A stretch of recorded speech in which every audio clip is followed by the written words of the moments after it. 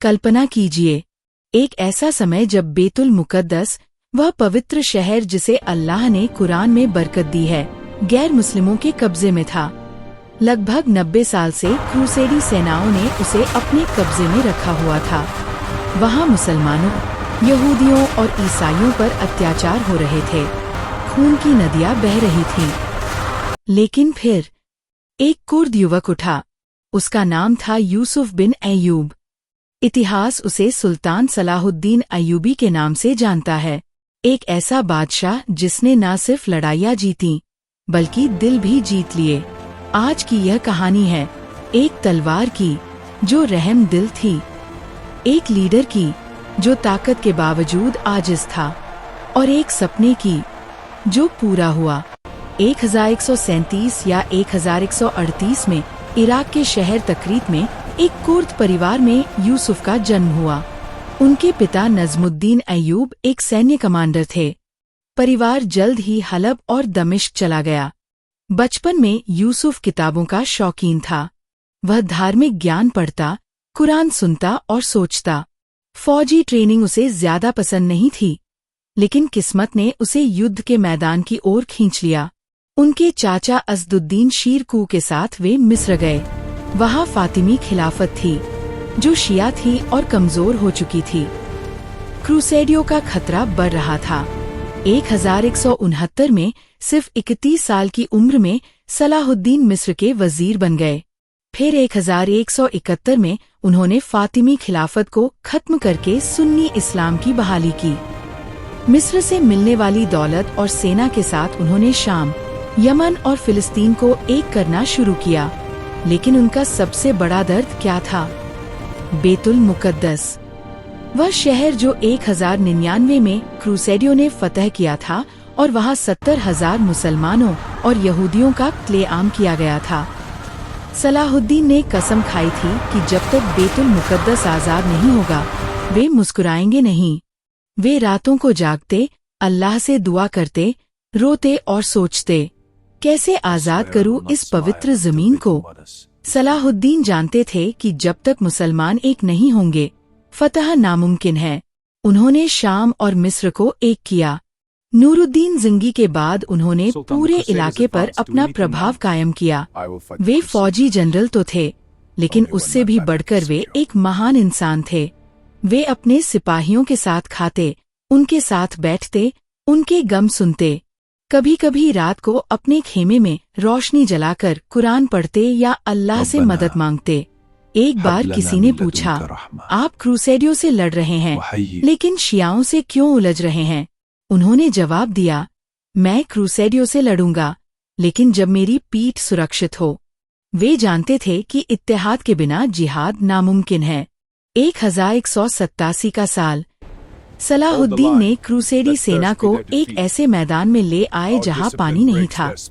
हित्तीन की लड़ाई, गर्मी की तेज लहर, प्यास और मुसलमानों की बेमिसाल हिम्मत। एक ही दिन में लगभग 20,000 क्रूसेडी सैनिक मारे गए या गिरफ्तार हुए। क्रूसेडी बादशाह गायो डी लुजिनियान गिरफ्तार हुआ। सलाहुद्दीन ने उसे पानी का गिलास पेश किया। वे जानते थे कि इस्लामी सिद्धांत के अनुसार मेहमान को पानी देना जरूरी है। गायो ने पानी पिया, फिर अपने साथी रेनॉल्ड को भी दिया। सलाहुद्दीन ने कहा, तुमने उसे पानी दिया, मैंने नहीं। फिर रेनॉल्ड को सजा मिली, क्योंकि वह मुसलमानों पर बार बार जुल्म करता था। लेकिन आम कैदियों के साथ नरमी बरती गई। हित्तीन के बाद एक शहर मुसलमानों के हाथ आए। और फिर 2 अक्टूबर 1187, बेतुल मुकद्दस की फतह। जुम्मे का दिन, 27 रजब, वही दिन जब नबी करीम का मेराज हुआ था। जब मुस्लिम सेना शहर में दाखिल हुई तो दुनिया हैरान थी। 1099 में क्रूसेडियों ने जो क्लेआम किया था, उसका बदला लेने का मौका था। लेकिन सलाहुद्दीन ने कहा, नहीं, हम यहाँ तबाही के लिए नहीं, बहाली के लिए आए हैं। उन्होंने ईसाइयों को सुरक्षित रास्ता दिया। जो लोग फिद्या अदा नहीं कर सकते थे, उनके लिए खुद पैसे दिए। एक ईसाई औरत रोती हुई आई कि उसका बच्चा गुलाम बना लिया गया है। सलाहुद्दीन ने खुद तलाश करवाया, फिद्या अदा किया और बच्चे को माँ के हवाले किया। औरत रोने लगी।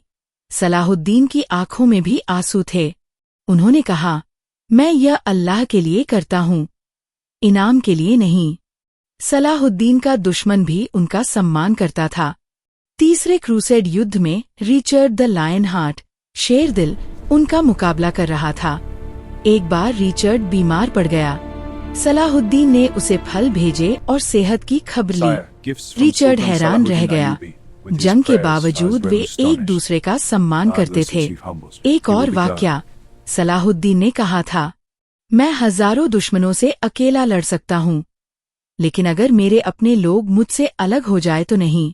वे ताकत के बावजूद आजिज थे। सिपाहियों के साथ खाते, गरीबों की मदद करते।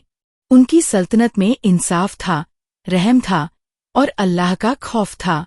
1193 में सिर्फ 55 से 56 साल की उम्र में दमिश्क में सलाहुद्दीन बीमार हुए। उनकी हालत बिगड़ गई। आखिरी लम्हों में वे अल्लाह का नाम ले रहे थे। उनके पास कोई बड़ी दौलत नहीं थी। उनकी कब्र पर लिखा गया, इसने दुनिया को फतह किया, लेकिन आखिर में अल्लाह के सामने आजिज हुआ। आज भी जब बैतुल मुकद्दस की बात आती है तो लोग सलाहुद्दीन को याद करते हैं। वे सिर्फ एक फातह नहीं थे, वे एक रहम दिल फातह थे। एक ऐसा लीडर जो ताकत को रहम से जोड़ता था, जो इत्तेहाद सिखाता था, जो जिहाद को सिर्फ तलवार नहीं, दिल से भी लड़ना सिखाता था। आज के इस दौर में जब मुसलमानों में बिखराव है, सलाहुद्दीन की कहानी हमें पुकारती है, मुत्तहिद हो जाओ, अल्लाह पर भरोसा करो और इंसाफ के साथ लड़ो। वह तलवार अब भी जिंदा है, हमारे दिलों में। अगर आपको ये कहानी पसंद आई तो लाइक करें, शेयर करें और कमेंट में बताएं कि सलाहुद्दीन से आप क्या सीखते हैं। अल्लाह हमें भी ऐसे दिल अता फरमाए जो हक के लिए लड़े और रहम के लिए जिए। आमीन।